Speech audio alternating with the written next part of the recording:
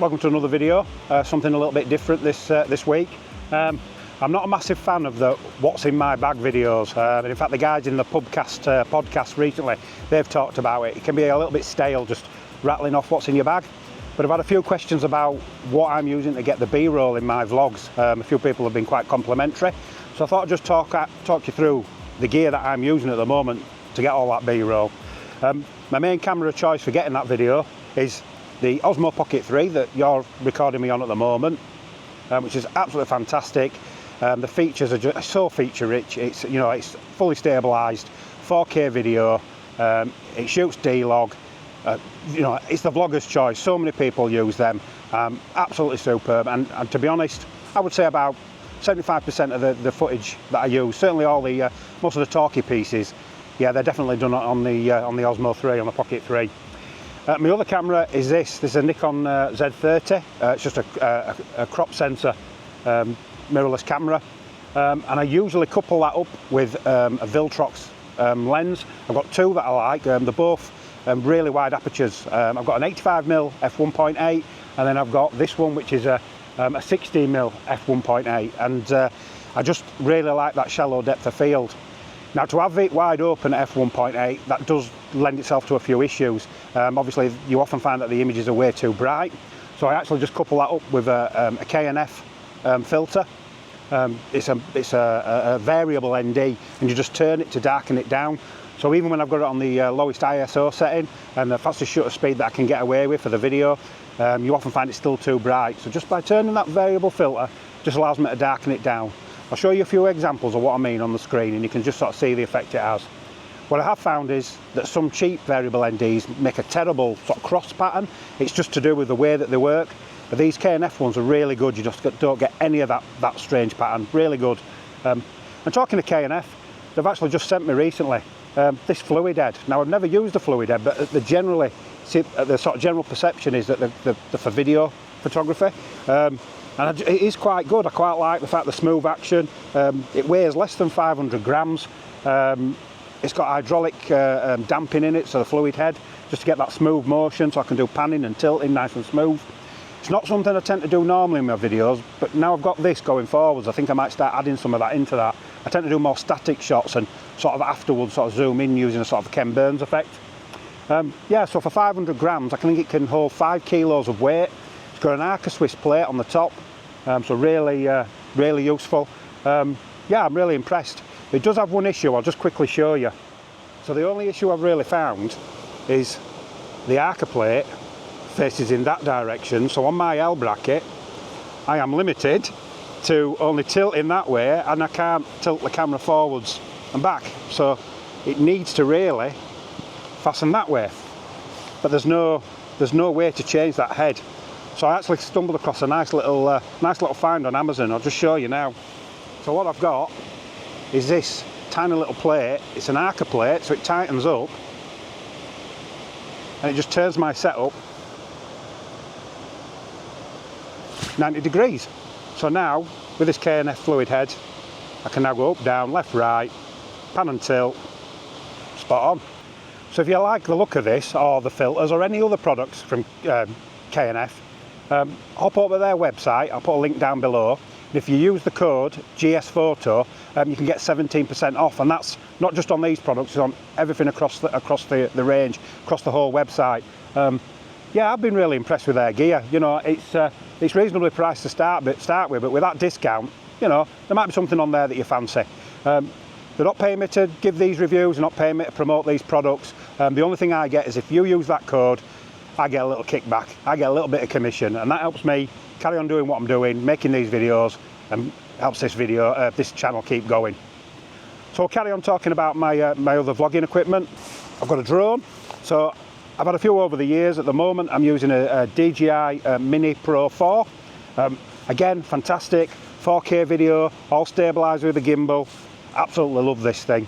I'm a nervous flyer, to be honest, and I don't use it as often as perhaps I should. I've total paranoia. You might notice it's got an Apple AirTag on the top. That's just a little, well, like I say, I'm a nervous flyer. So if this does crash land, it'll tell you where it is and you can use the GPS to find it. A few years ago I had one decide to bin itself because the battery failed. Well, once the battery failed, there's no connection and it was an absolute pig to find. So by just having that air tag on there, it just means I can search for it using my phone and find it. I've used it once and it did actually work, so a great idea. And then this is an Insta360 X4, and I use this to get a kind of a cheap poor man's drone shot quite often. I stick it on the end of the selfie stick. I've got a 3 metre Insta360 selfie stick, invisible selfie stick, and that just gets shots that, well, quite often it gets shots that blow people's minds. They just can't understand how 360 works. I have to be honest, it does take a little bit of getting your head around as a shooter. As a videographer, you're so used to just facing the lens, but of course the beauty of this is, it doesn't matter which way it's facing, it's filming in all directions, all 360 degrees, all the time. And I use that to get some more unusual shots and some walking along sort of shots. You've seen them on my videos.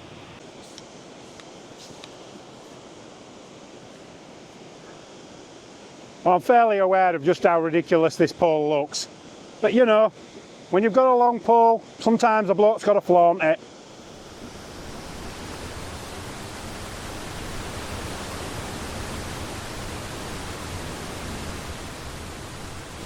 And the other great thing about the Insta360, it's 10 metres waterproof. So you'll have seen maybe some of those shots where I start underwater and I come out in front of a waterfall or out of a stream. This is the bit of kit that I use to get those shots.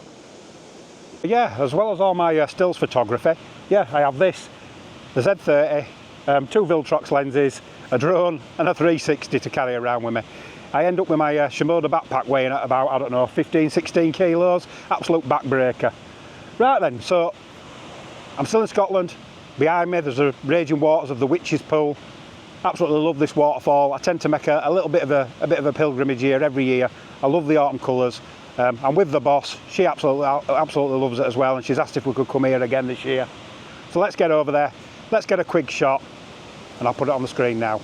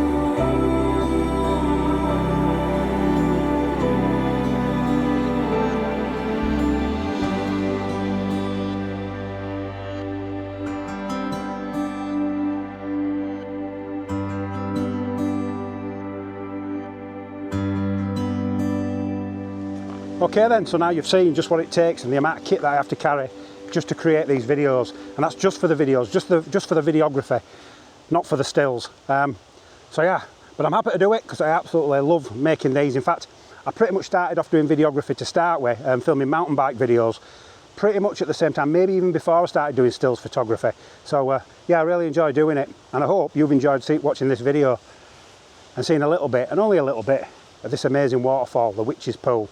So until next time, please like and subscribe.